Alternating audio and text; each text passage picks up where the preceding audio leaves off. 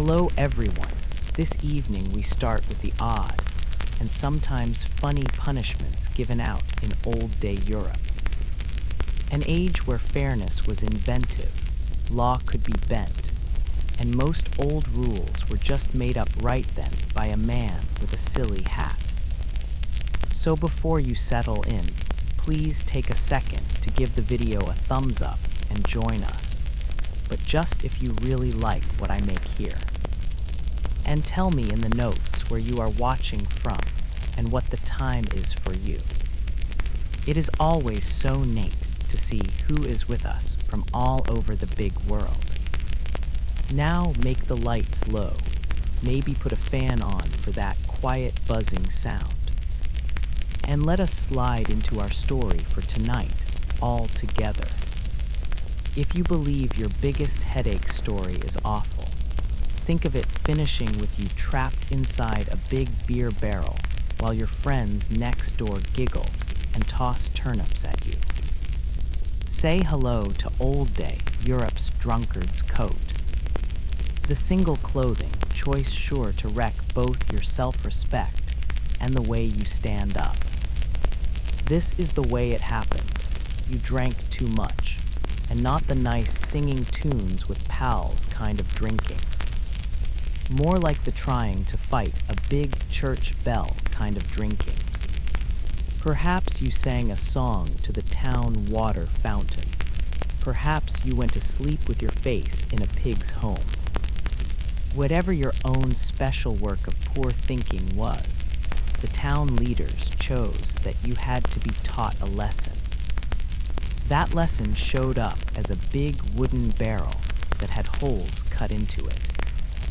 One for your own head, two for your own arms. You were pushed right inside, and then you were not a real person any longer. You were a walking barrel of pure shame. And after that, the big parade would start. Just see it, you walking strangely down stone-paved streets. Every single step came with the creak of the wood and the light smell of whatever that barrel last held inside. It could be wine, it could be salty fish. The whole idea was to make you easy to remember, and they did it. People walked behind you, making fun and throwing old vegetable pieces. The town's talkers got brand new things to say. The little children learned the good lesson that grown-ups can be very silly. And you found out that wood from an oak tree is truly very heavy. In a few German towns, they named it the barrel shame post and used it not only for drunk people, but also for small-time robbers and people who gossiped all day. It was the old-day way of holding a big sign that reads, "I made very bad choices," only it was heavier and much harder to clean. And this is the interesting part. This was seen as a kind of kindness. No one was hurting your bones, marking your skin, or pushing you deep into a river. You only had to get through a very slow, shameful walk while looking just like the world's most unhappy wine jug. In the list of old-day ways of fairness, that is almost like a relaxing day at a spa. Still, you would have to think about it. Was the night really worth all of that? The answer, if you saw the look on the face of a normal drunkard's coat wearer, was always just the same. A very deep, quiet feeling of being sorry, and maybe a new wish for some water. Tarabai 8/10/2025-12:07 p.m. If the drunkard's coat was old-day Europe's walk of pure shame, the dunking chair was its sit and get wet kind. This was the way they punished scolds, a word that was for women who people said were nagging, talking about others, or just being a bother to men who were in charge. In simple terms, your bad act could be from starting a real big fuss to saying that the bread from the baker was not fresh. The way it was set up was very simple. A strong wooden chair, sometimes only a plain bench, was tied to the very end of a long pole or hung high over some water. You were tied into it, shown around through the streets so the people could build up some happy feelings, and then you were dunked, and not only one time. You would be pushed deep into a river, a pond, or any water place the town had near it. Some people were lucky and got dunked into water that was pretty clean. Others got the town's own dirty water channel. If you think that sounds awful, know this happened before there was good medicine. You were not only being made to feel shame, you were being shown to old-day tummy sickness. The dunking was not really supposed to hurt you badly. It was for cooling your bad mood, which is a cute old-day secret word for breaking your spirit in front of everyone.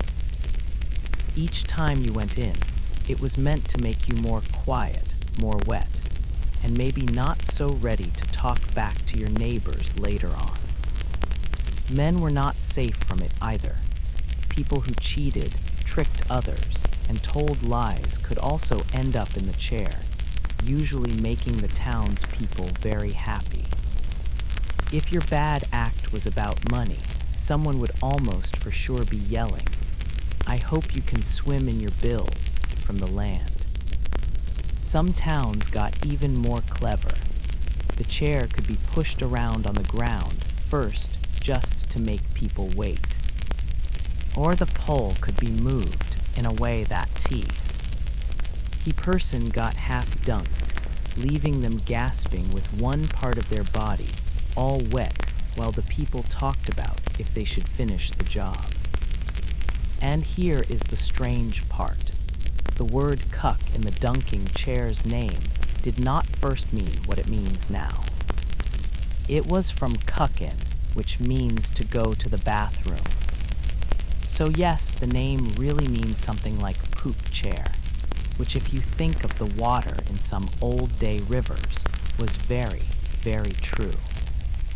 So you would be tied in, dunked until the people were happy, and then pulled out, all wet, shaking, and likely thinking again about your ideas on small town rules. Old-day fairness, because now and then, making someone feel shame works much better with a big bucket of cold water. Tarabai 8/10/2025-12, 07 p.m. If the old-day world had a talent show, the shame flute was its big no-buzzer. Properly named the Flute of Shame, it was a punishment for not-so-good musicians, people who bothered others, or anyone who was just a little too loud for the town's taste. The tool itself looked a lot like a very big, heavy metal recorder, but it did not really play any music. It was more like a big horn, and a neck holder had a very ugly baby. The flute was put around your neck. Your hands were locked in place like you were playing it. And then you were made to go out in front of everyone to play for all the people who already did not like your sound. You could not really use your arms. You could not set the thing down, and it was made out of metal, which meant it was heavy, hard to hold, and would give you some really big bruises. The point was very plain. You have bothered us a lot. Now we will bother you in return. This was not only for music players who made ears hurt. In a few towns, they used the shame flute for people who were said to have yelled when drunk, told stories, or just made a lot of noise when it was late. So if you made any sounds the town leader did not like, you were getting a special front seat in this one-man group of shame. The punishment was all about pure embarrassment. You were walked through all the streets while all the people acted like they liked your show. Little kids pointed, drunks giggled, and people asked for silly songs like, "Play the one about the miller's little girl." Even the town dog looked at you like it was judging you. If you wanted to talk, your voice bounced oddly inside the metal tube, making you sound even more silly. And if you believed you could play a nice song to make things better, guess what? The flute was not made to play. It was pretty much a quiet stage prop, the old day way of giving a bad cook a plastic spoon and telling him to make food for all the people. The whole thing could go on for many hours, based on how bad your noise crime was. When it was all done, you would go home with a sore neck, hurting arms, and the feeling that for the rest of your days, you would be that man with the not-real flute. The old day lesson of the story is, do not play your little harp badly, or even worse, your big bagpipes. The people of the town might just give you a brand new instrument you will not ever forget. Tarabai 8/10/2025-12:07 p.m. If old day Europe had a help desk for people, the scold's bridle would have been their quiet button. This punishment was made for scolds, people, mostly women, who were said to be gossiping, nagging, or just talking a lot more than someone else liked. And by liked, I really mean the local town judge, who did not really want to hear about his bread costing too much again. The scold's bridle was basically a metal cage that went over the whole entire head. Think of a helmet, but instead of keeping you safe from getting hurt, it was made to make you seem like you had lost a dare with a man who works with iron. The main part was a flat, spiky plate that sat right inside your mouth, pushing hard down on the tongue. This meant that not only were you not able to speak, but trying to speak was a fast way to poke your own tongue. The look was very noticeable. From far away, you seemed like someone who ran away from a very special old day parade. Up very close, it was plain that a person somewhere had put way too much thought into how to make you quiet in the most shameful way you could think of. The person wearing it would be walked down the streets so that all the people could look at the newest thing in springtime pain. The whole idea was making you feel shame in public, to make your neighbors look at you like a silly thing instead of a real person with thoughts about how much fish costs. Sometimes the bridle had extra things on it, like bells, horns, or even little animal shapes stuck right on. These were not for looking fancy. They were to get more looks so that the punishment was like a town party. Because there is no better fairness than making sure all the people stop what they are doing to see Martha from down the street drool onto the ground. Was it a good lesson? For a short time, yes, you really could. Not speak in the long run, probably it was not. If anything, it just gave all the people more things to talk about. Did you see her in the bridle from yesterday? Quickly became a much bigger talk than what made the whole thing start. Taking the bridle off did not stop the shame. News went fast in little towns, and for many months after, you would be the one who had to wear that special thing. So the lesson of the story is, in old day Europe, keeping your own mouth closed was not just being nice. It could keep you from having to wear the world's most uncomfy talking piece. Tarabai 8/10/2025-12:07 p.m. In old day Europe, If you were told you did a crime and there was not very much proof, you did not get a helper, a group of deciders, or a fair hearing. You got a hard test. The thinking was easy. If you were not guilty, God would keep you safe. If you were guilty, well, I hope you liked your very last meal. One well-known test was the hot water test. Your hand was pushed deep into a big pot of very hot water to get a stone from the very bottom. Then it was all wrapped up and set aside for 3 whole days. If the hurt looked like it healed by a miracle when it was unwrapped, you were told you were not guilty. If it was getting bad, which sadly it usually was, you were guilty. Another popular one was the bright red-hot iron test. You would have to carry a glowing hot bar of metal for a small walk. The check on the healing worked the same way, and so did the answers. It is almost like when you burn a person's skin, it does not get better in just 3 days. Who would have guessed? Then there was the test by cold water. You would be all tied up and tossed into a river or a big lake. Floating up meant you were guilty.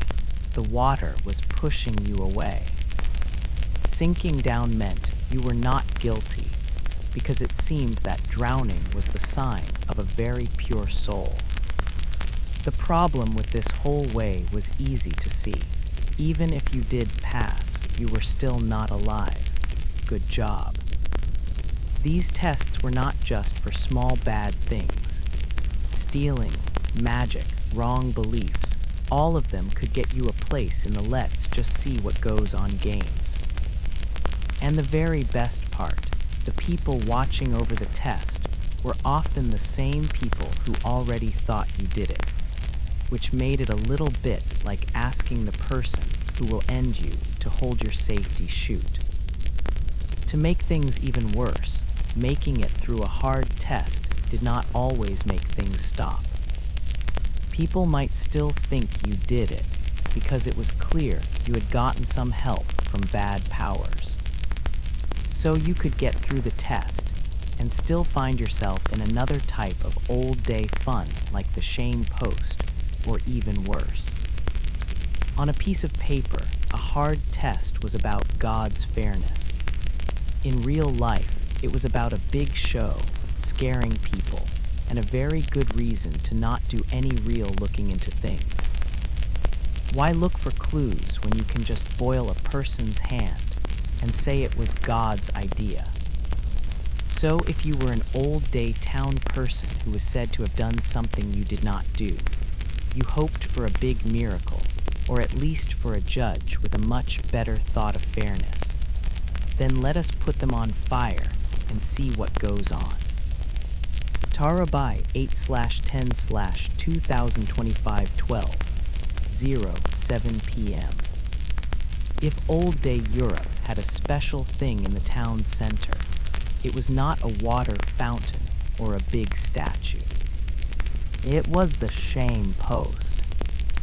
Think of it as the old-day town message board, but instead of putting up papers, you put up your own self. The shame post was a strong wooden thing with some holes for your head and your hands. Once you were put in, you were not going to go anywhere until the town leaders said you had been made to feel enough shame. And by enough shame, they often meant a long enough time for every single person you have ever made mad to come by and giggle at you. Bad things that could put you here went from tricking people to being unfair at the market, to saying mean things to a leader, which really meant telling the town leader his hat looked very silly. Once you were in place, you were open to whatever the people wanted to give out. Old vegetables, dirt, mean words, the sometimes seen dead animal part, and of course, pigeons. Pigeons really loved the shame post. The wood you were locked into was just right for sitting on. and we can just say they did not keep their thoughts to themselves. The plan was not to hurt you with your body, though some bruises and the one black eye were normal, but to wreck your good name. You became a real living show. Kids would pull their parents' shirts to look at the bad man in the wood, and those parents would use the time to say out loud what you had done, just in case any person missed the news. The biggest problem was just time. You could be left in the shame post for many hours, or even some days. Standing with your own neck bent down, your hands stuck, and the sun or the rain coming down on you was very tiring. And there was no time for the bathroom, which made the longer times very strange. Now and then, the people got very clee. They might put signs around your neck that told of your crime in a rhyme, or put you in silly clothes before they locked you in. Some towns even had a punishment closet for those times, showing that old-day fairness had a good sense of acting. The shame post at last was not used as much in the 1800s, some because it was thought to be mean, and some because people started to like it way too much. When the people's giggling turns into a surprise tomato-throwing game, the line between fairness and free fun gets very hard to see fast. Still, for hundreds of years, the shame post was there as a reminder. In a little old-day town, your biggest bad dream was not a jail. It was standing very still, while all the other people got to say things about your life choices. Tarabai 8/10/2025-12:07 p.m. If old-day Europe liked anything at all, it was doing two things at once. Why punish a person and have a party when you could just put the two of them together? Come on in, the whipping spinning ride. A punishment in public that made feeling shame into a thing for a group. Just see this. The person who did wrong is tied to a very big wooden pole or put into a moving stand. And instead of a very quiet, quick whipping, the punishment is done in the full sight of a very happy crowd. But here is the new part. The spinning ride part was not just for looks. The tool really did spin, very slowly, turning the person so all the people in the town center could have a good look, like a very unhappy spinning chicken. This was for two big reasons. Equal-looking spots, because fairness said that no town person should be kept from their chance to look and make fun, and quick whipping. As the person who did wrong turned, the chosen whip user did not have to move very much. Just stay there and let the person come right to you, which to be fair is a level of work ease not often seen in the Middle Ages. Bad things that could get you a turn on the whipping spinning ride went from stealing and tricking to saying bad things in public, or in a few places, just being on the wrong side of the town's leaders. And while it was for sure very sore, the making you feel shame was the very real point. Your neighbors did not just learn about your crime. They saw your pained, spinning face as you got every single whip. Of course, the people played their own part. They would cheer, boo, and now, and then throw things in between the spins. It was not good enough for you to be punished. You had to be fun to watch. And there is nothing that says fun Saturday trip like taking the kids to watch Uncle Gerard get spun around and hit because he tried to trick the man at the mill. The time of the punishment was different. A small stealing might get you a small number of turns. A much bigger bad act could have you spinning until you were very dizzy, sore, and thinking if being sorry also came with feeling sick from motion. In time, tools like this went away, changed by more polite ways of fairness. Though some towns likely missed the big town feeling of seeing someone go around and around like an old-day game show gift. If there is one thing to learn here, it is this. In old-day Europe, your shame was not a secret. It was spun around, put on show, and given the full help of the people watching. Tarabai 8/10/2025-12:07 p.m. If you have ever been on a not comfy chair, times that by 100 put in public shame, and you have got the old day wooden donkey. The donkey was not a real live animal, though that might have been both nicer and more fun to see. It was a long, thin wooden pole with a very sharp angled top, basically a pane tool made to look like a piece of furniture. People who did wrong were made to sit on it with their legs on each side as if they were on a horse. If that horse was made from pure sadness and planned by a person who hated you a lot. To make things even worse, the person was often made heavier. Heavy rocks or iron things were tied to their feet, making the push harder on a spot that nature did not make for sitting for a long time. And because old-day Europe was all about how things looked, the whole thing was usually in the very middle of a full town square. You did not hurt all alone, you hurt with people watching. The bad things that could get you a spot on the donkey were different. Soldiers found doing bad things, town people who did things they should not, and sometimes even women who people said had loose ways were good people for it. The punishment was not only about the pain, it was about making you seem very silly. The people loved it. They would make fun, giggle, and sometimes take kids to see, because it seemed old-day parenting had showing kids what goes on when you make the wrong iron worker's wife mad.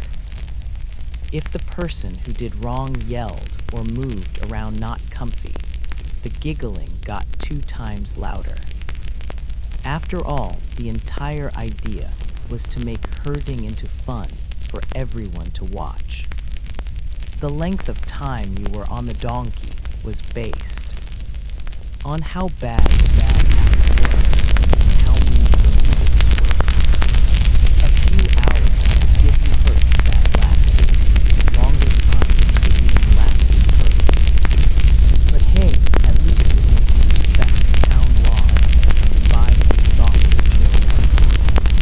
Some towns even put on pretty things, like painting the donkey bright colors or giving it a shaped head and tail. Because if you are going to wreck a person's day, you might as well do it with some flair. In the end, the wooden donkey was the proof that old-day punishments did not just try to hurt. They tried to make you feel shame, feel low, and make you a part of the day's fun list. You were not only paying for your own crime, you were the main person of the show. Tarabai 8/10/2025-12:07 p.m. If old-day punishments could get prizes for being clever and mean, Pina Cool would be there with a big loud clap. The name is from Latin for punishment of the sack, and it was just that. You a big sack and some very not lucky friends. First a Roman punishment for parricide, hurting your father, mother, or a close family person. It stayed in some parts of old-day Europe because it seems no one saw it and said, "This seems like a bit too much." The way it went was like this. The person who was found guilty was put into a big leather sack with a rooster, a dog, a snake, and a monkey. Yes, you understood that right. A little old-day zoo of total mess. The plan was not only to end you, it was to make you scared with every single bite, scratch, and hiss you could think of before you even got to the water. Because yes, once all were in the sack, you were tossed into a river or the big sea. If drowning did not get you first, fear from the winged, furry, and scaled death team surely would. Why those certain animals? It was for show. The dog stood for trust broken, the rooster for watching ignored, the snake for being tricky, and the monkey. To be fair, people who study history still talk about that one. My own idea is, someone just did not like monkeys very much. Old day leaders said the point was right-hand-wrong fairness. You had done a bad act against your own family, so now you would be stuck with things you could not talk to in a dark place you could not leave. But let us be truthful. It was also made to make all the people in town talk about it for many years after. If they could not get one of the animals, monkeys were not from most of Europe.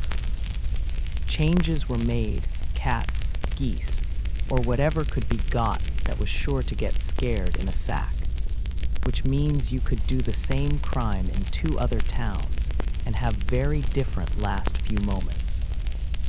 This was not a common punishment, but when it did happen, it left a big mark. Not only on the person and the animals, but on the people who watched, who got to see one of the most odd and scary endings in history. It is the kind of old-day fairness that makes you think. Were they trying to punish the person who did wrong or try out for the world's most dark traveling show? Tarabai 8/10/2025-12:07 p.m. In the big room of old-day punishments, the breaking wheel gets a prize for seeming very simple. It was really a very big wooden wheel, the kind you might see on a big cart. But this one did not take you to the market. It took you right into the history books of please, do not do this again. The wheel was put down flat or stood up straight, and the person who was to be punished was put right across it. The real trick of this tool was its public spot, right in the middle of a town square or a big open field. Because if there was a single thing old-day Europe loved, it was making fairness into a town get-together. Based on the bad act, the punishment could mean a number of hits meant to, well, let us just say stop the person's power to move for the rest of their own life. For a much kinder way, some were put on the wheel and shown without any more hurt, left for some hours or days to let shame, the weather, and being hungry do the work. Why did they use a wheel? It was handy. It was strong, simple to turn for all the people to see, and had the extra good part of making the punished person seem like a part of some odd old-day art thing. Kids likely asked their parents, "Why is that man on a cartwheel?" and got answers like, "Because he took some bread," which must have led to some neat family talks at meal time. The breaking wheel was for very big crimes, bad stealing, fighting back, and other acts the leaders wanted to make big points of. The bigger the bad act, the bigger the crowd, and the longer the showing. Some towns got very dramatic about it, putting banners on the wheel, or posting the person's crime in very big letters, so all the people knew just why they were there. In not so often cases, a person who did wrong might be tied up and spun for a big show effect, because nothing says stop it like looking like a slow-moving park ride from the 8th floor of hell. In time, the breaking wheel was not used as much. some because laws changed, and some because the hard woe. RK of taking this thing out for every single big bad act became a little too much. Still, it left a big story behind it, proof that in old-day Europe, even a normal cartwheel could be made into a tool for public rules and a public show.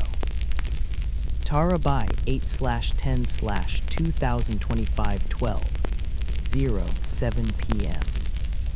If the shame post was old-day Europe's way of making you stay still for your public shame, whipping at the cart's back was the other way. It took the punishment right to the people.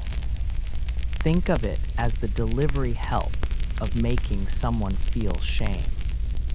This is the way it happened. The person who did wrong was tied to the very back of a cart and whipped as it was moved slowly down the streets. Not in some secret back road. No, right down the big main road where every single neighbor, friend, and far-off cousin could get a very good look. If you were very lucky, the cart went at a walking speed. If you were not, it was a fast walk, which meant you got the extra fun of tripping to keep pace while being tied to a thing that was moving. The bad things for this moving fairness changed.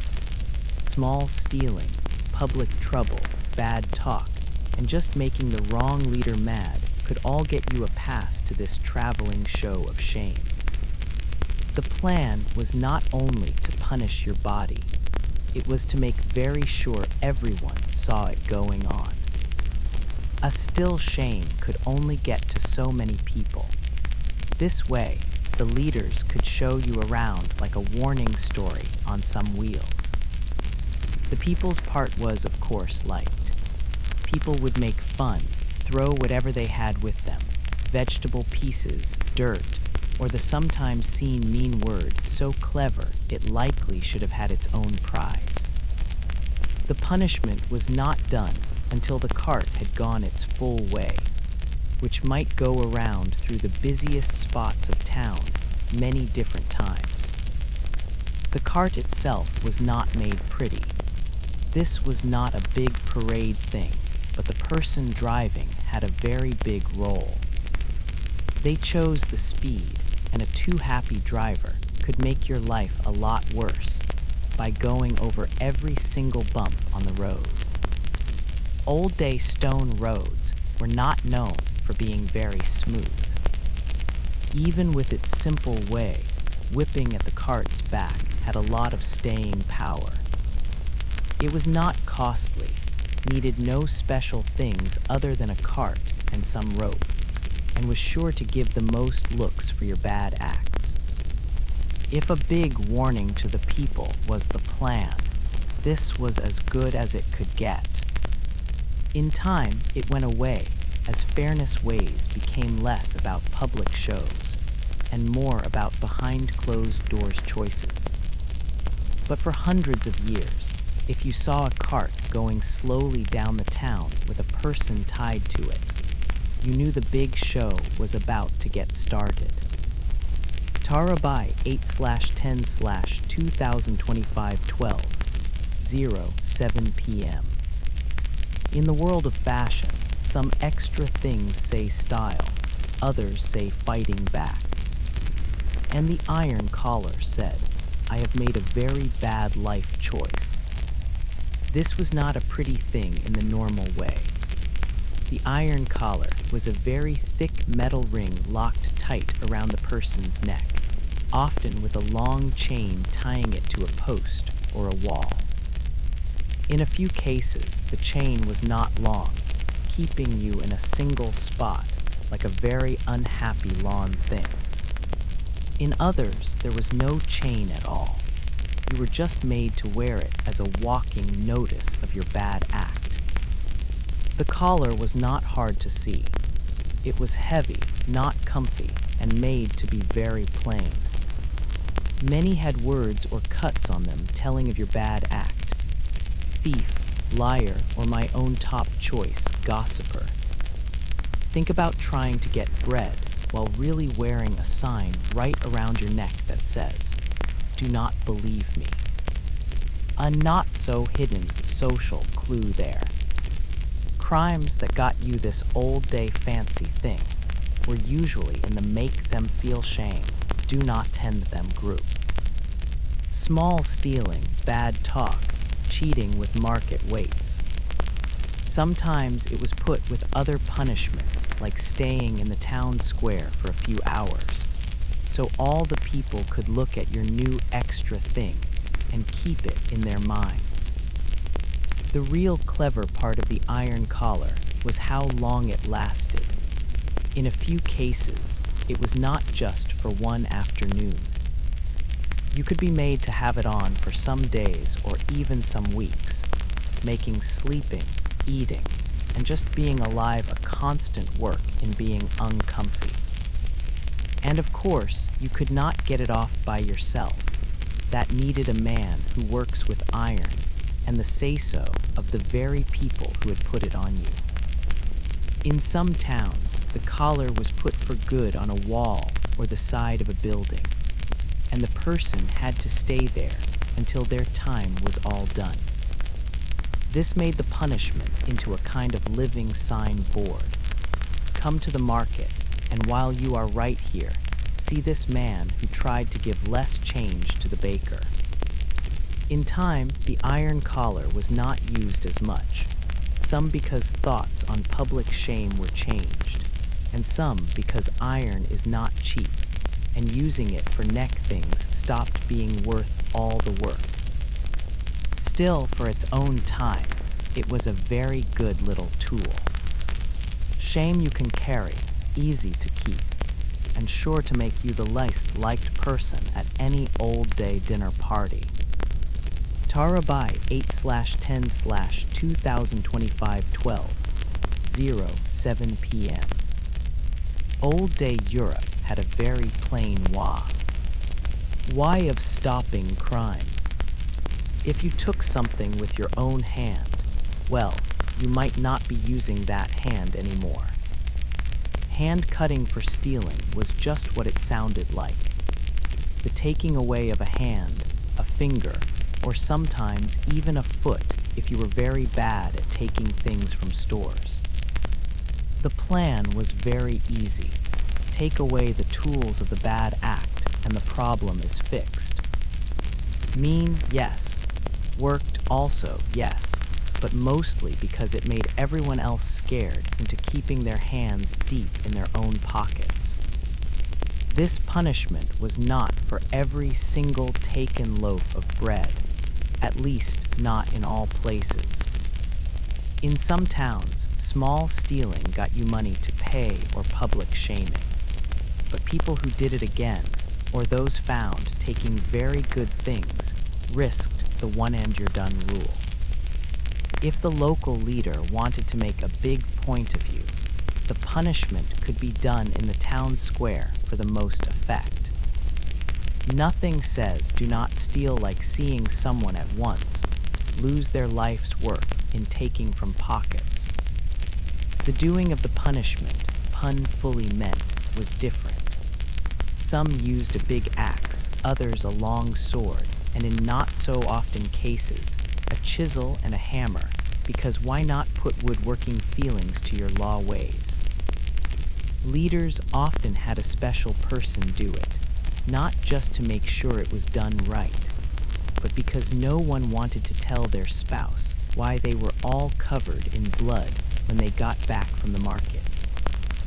Of course, the punishment was as much about how people saw you as how your body was. Losing a hand in a world built on handwork did not just stop your job choices. It marked you for your whole life. All the people could see what you had done. And even if you said it was a slip-up with a big millstone, people likely were not believing it. There is also the scaring part. A thief might have talent, be quiet, and be nice, but it is very hard to take from a pocket with one hand, and even harder when all the people in town know just why you have one hand. Over time, laws all over Europe got softer, changing hand, cutting with jail, or being sent away. But for hundreds of years, it was a liked tool in the fairness toolbox, a way to take care of stealing in one big, can't-be-undone step.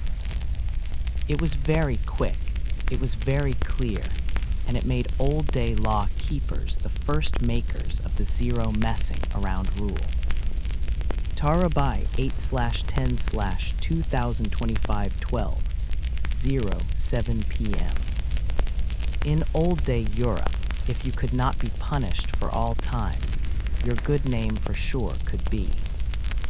Branding was the skill of making your skin into a lasting crime record.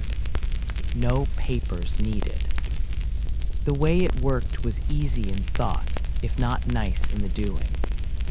A hot iron stamp was pushed right into the skin, leaving a mark in the shape of a letter or a picture that told your crime to the whole world. T for a thief, F for a faker, V for a wanderer, though in some places they liked little pictures more than letters. Think of walking into a town with a little lasting picture on your forehead that really says, "Ask me all about my bad life choices." Branding was not always put on the face. Hands, shoulders, or other spots you can see worked too. The main thing was being seen. This was not about quietly fixing how you act. It was about making you into a walking warning story.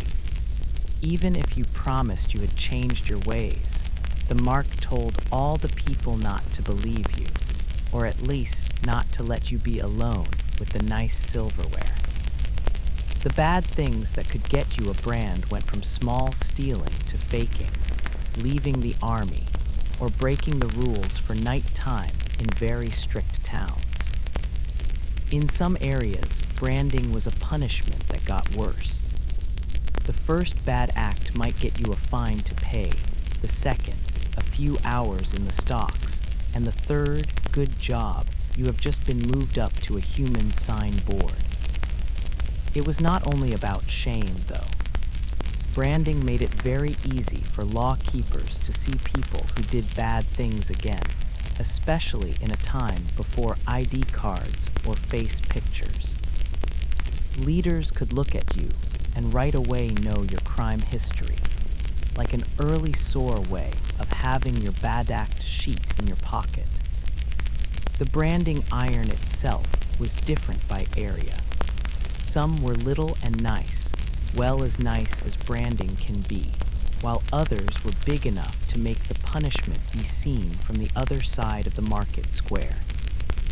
And because old-day towns had a flair for public shows, the branding often went on in the square with the whole town watching. Nothing says do not get in trouble like seeing your neighbor get their skin lastingly marked. Over time, branding was not used as much as fairness ways got better.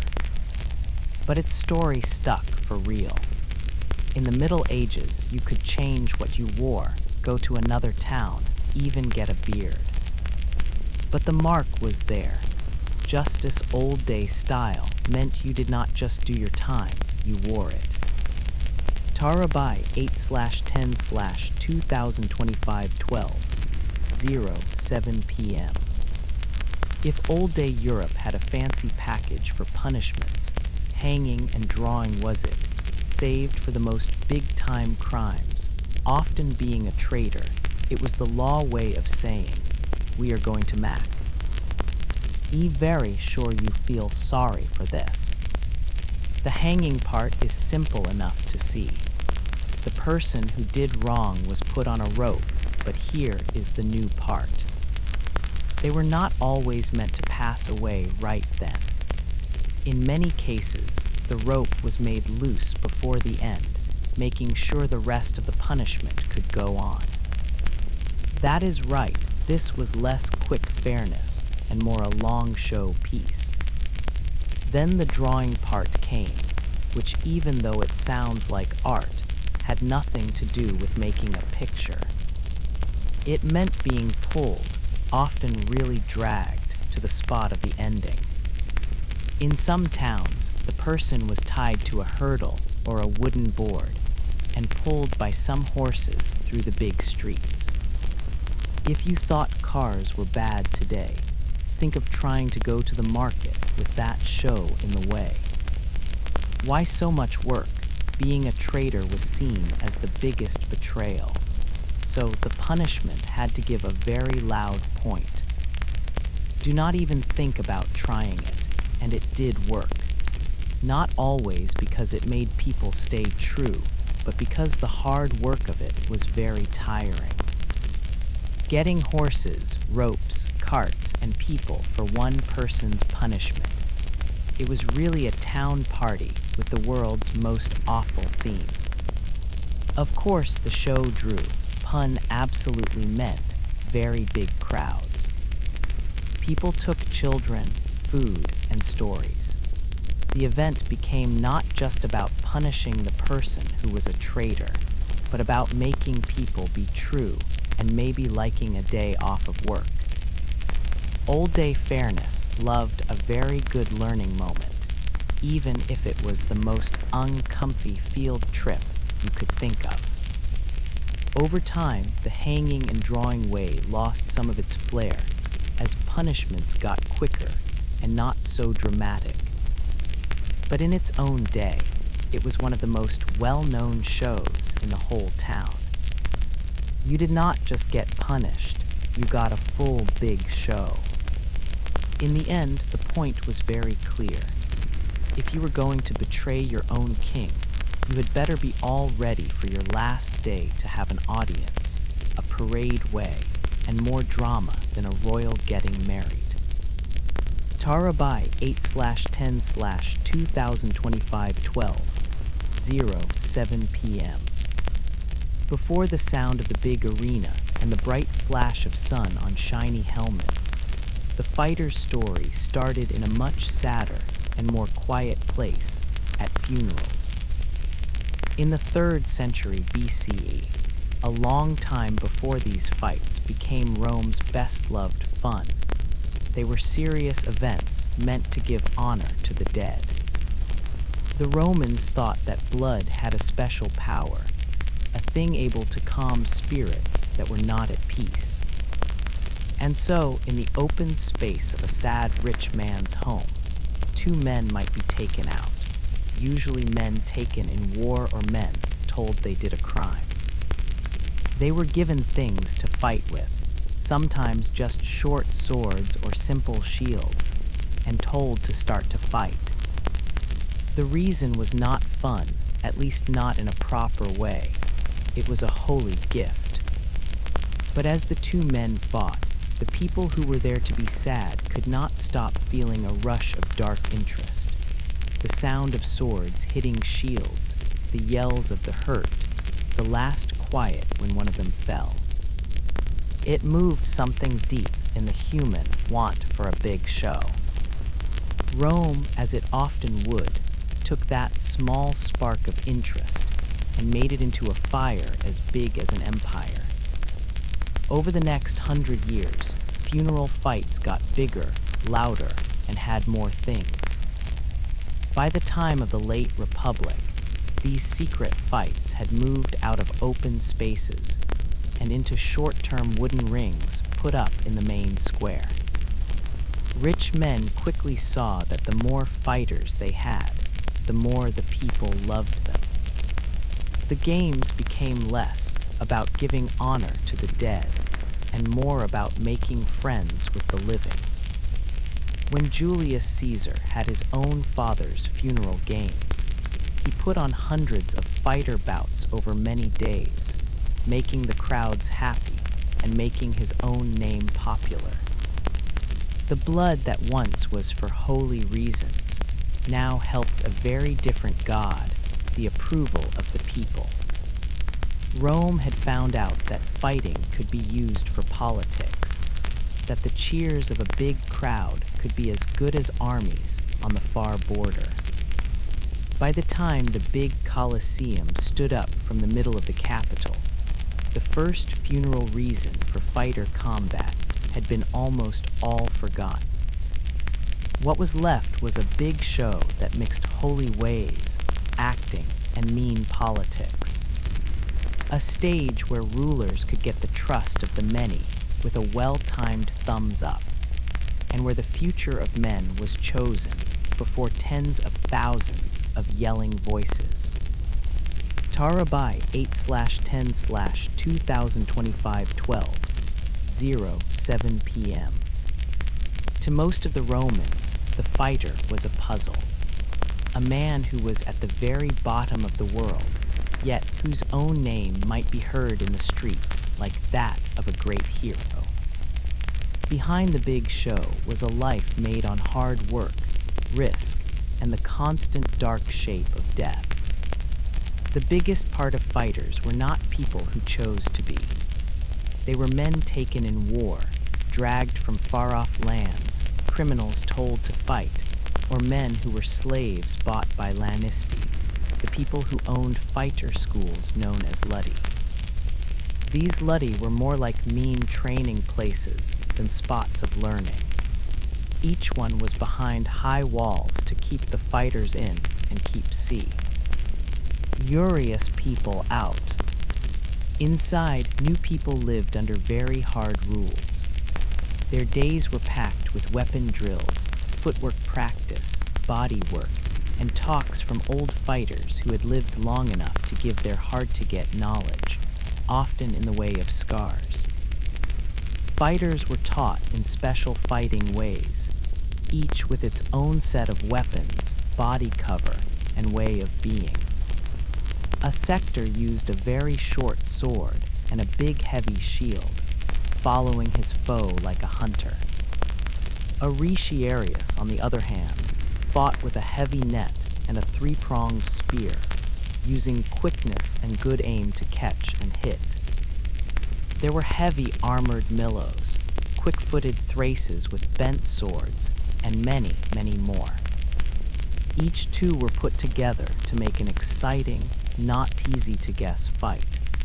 The pairs were as much about acting as they were about pure skill. Life in the Ludas was very hard, but not with no odd good things. Fighters were given better food than many normal workers, given high-power meals of barley mush, beans, and dried fruit to make muscle. Doctor care, very good for the time, kept fighters fixed up and all set for the very next fight. And while they were just slaves, the very best could get not only a good name, but also ruddies, a wooden sword that stood for being free. Even with the chains of their place, fighters became things of interest, even of want.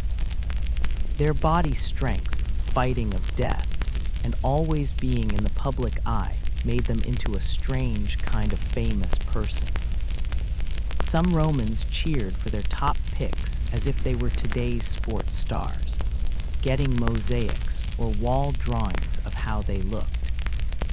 Others talked softly about bad affairs between fighters and rich women, risky meetings that could wreck good names, but seemed too good to resist to those who liked the feeling of the ring. Behind every single cheer from the seats, though, was the truth not said. A fighter's fame was only as long as his own luck in the ring. And luck in the city of Rome was as changing as the ruler's own thumb. Tarabai 8/10/2025-12, 07 p.m. To the people of Rome, the ring was not just a place to end lives.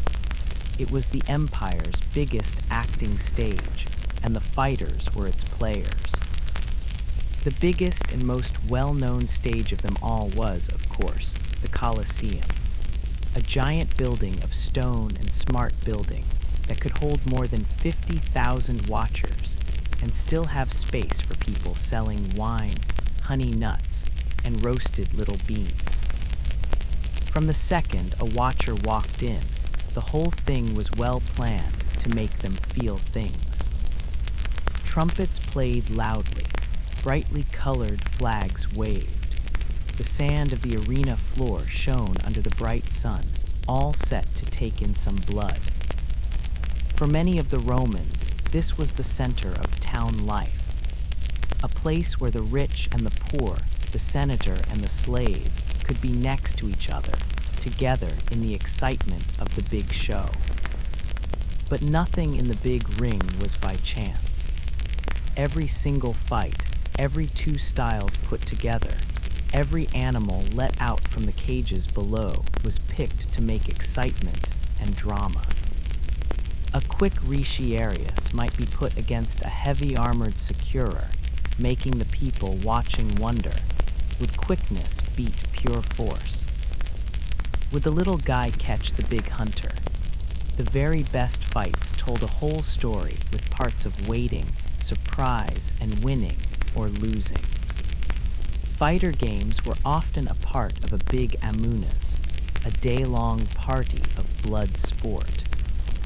The morning might start with animal hunts, Venices, with strange animals from the far parts of the empire, lions from the land of Africa, bears from the big Alps, leopards from the land of Anatolia.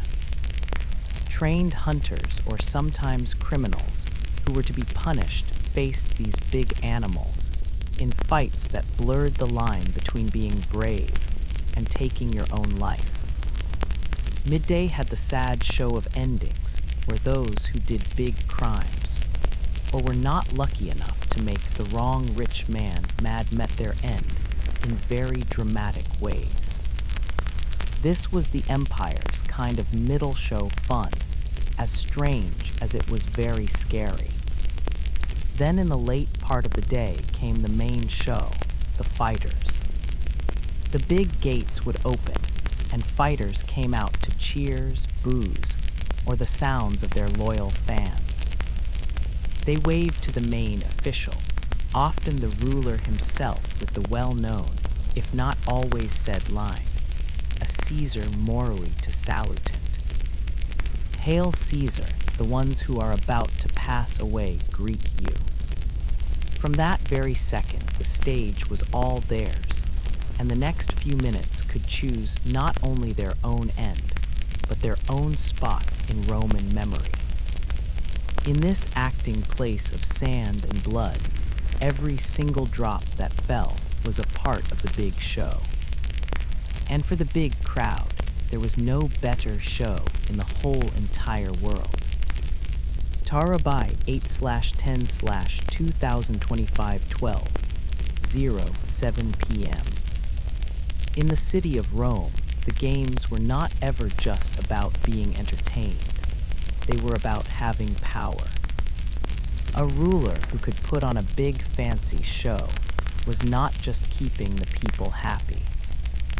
He was making the idea stronger that he alone could give them what they wanted most, bread and a big show.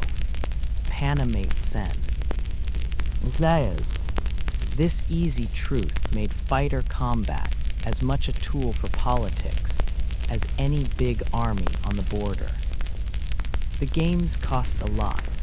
Strange animals had to be brought in, rings kept up, fighters fed and taught, and whole groups hired to work the machines under the ring floor.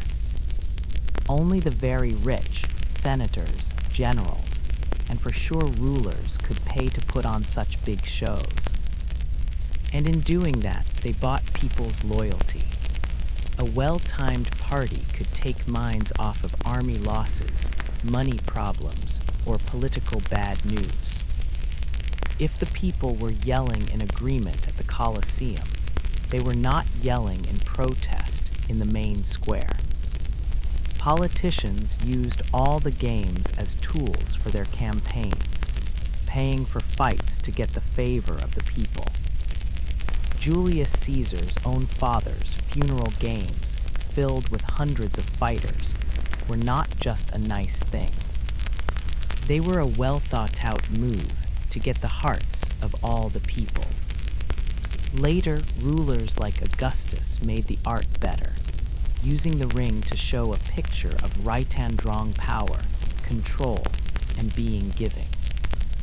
Yet the political knife of the games could be sharp on both sides. A badly done show or a cheap showing could make the people angry.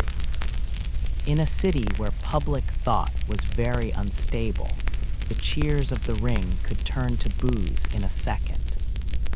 Ruler Camiotus learned this in his own strange way. He often would fight in the ring himself, a move that was meant to connect with the people, but which instead lowered his ruler dignity in the view of the Senate. Still, the people loved the newness, showing that in Rome, public favor often was more important than what the top people thought. The games also were a stage for ruler propaganda. Wins in war could be acted out in small form, with taken enemies made to fight or die before the big crowd. Strange animals were symbols of the reach of the empire. Even the way it was built, the high seats, the ruler's box, the complex underground, reminded the people watching that Rome's power was total. In the politics of the city of Rome, blood was like money. And in the ring, that money was used freely, buying not only the short-lived fun of the people, but the lasting power of the ones who ruled them. Tarabai 8/10/2025-12:07 p.m. A Roman crowd did not just come to see men fight, they came to see people clash. Fighters were taught in special kinds of people, each one made to make drama, difference, and a big show. It was as much picking as it was fighting. The MMO was the big guy of the ring. Armed with a wide rectangular shield, scutum, and a short poking sword, gladius, he had on a crested helmet with a fish-like shape, a little nod to his name. Slow but very well protected, he used his strength and staying power to tire his foe down. Facing him might be the Thrax or Thracian, made to look like Rome's foes from the Balkans. He had a little square shield and a bent sword seeker made to go around an enemy's shield. His helmet had a very tall crest and often a griffin picture, making him easy to know right away. Then there was the Retiarius, the net fighter, the closest thing Rome had to a fighter from a fishing town. Bareheaded and not very armored, he had a heavy net to trap foes and a trident for the last hit. His speed and quickness made him a danger, but one bad move could mean a bad end against a heavier, shielded foe. His normal rival was the Sutter, made just to fight him. The Cesar's helmet was very smooth and round with very small eye holes to keep the net from getting caught, and his heavy armor let him push forward without stopping. Other kinds added more to the match list. The Hoplamachus, inspired by Greek hoplites, had a spear and a little round shield, changing to a small knife when he was in clothes. The Dimakaras fought with a long sword in each hand, a big spinning of steel. The Basterius faced wild animals, not human foes, using speed, a spear, and pure nerve to stay alive. Pairs were picked for their difference: speed against strength, reach against protection, quickness against pure force. The crowd really loved a good mismatch because it meant there was tension. Could the fast fighter move around the armored big guy, or would he be pushed to a corner and crushed? For the fighters, these styles were more than just outfits. They set their training, their plans, and even who they were. A good fighter could get a group of fans, not just by winning, but by putting on a big show that matched the way of his type. In the sand of the big ring, style was often as important as staying alive.